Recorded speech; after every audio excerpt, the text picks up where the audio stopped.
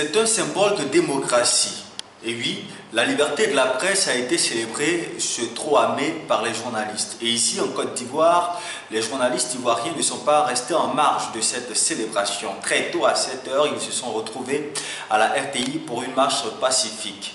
Que pensent-ils de cette liberté et quelles sont leurs attentes aujourd'hui vis-à-vis de l'État ivoirien? Nous leur avons tendu le micro pour ce numéro de votre émission Point de vue. Regardez.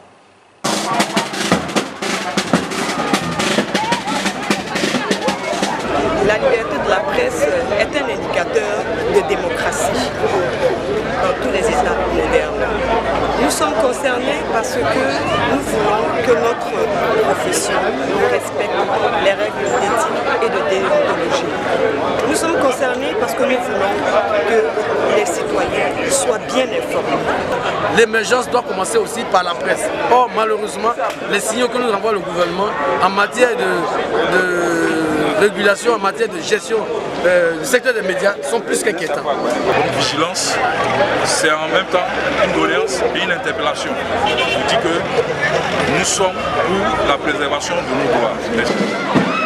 Nous pensons que tous les États africains doivent travailler à ce que les journalistes soient plus libres pour travailler, avoir de meilleures conditions de travail, mais aussi avoir de bonnes rémunérations, des choses qui vont avec et qui permettent aux journalistes vraiment d'être les personnes qui doivent être les témoins de ce qui se passe réellement dans la société.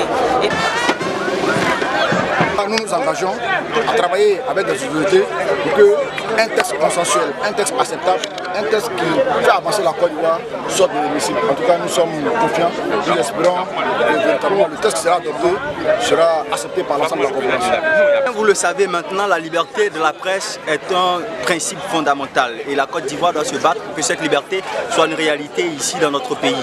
Merci de nous avoir suivis et restez sur acodi.com.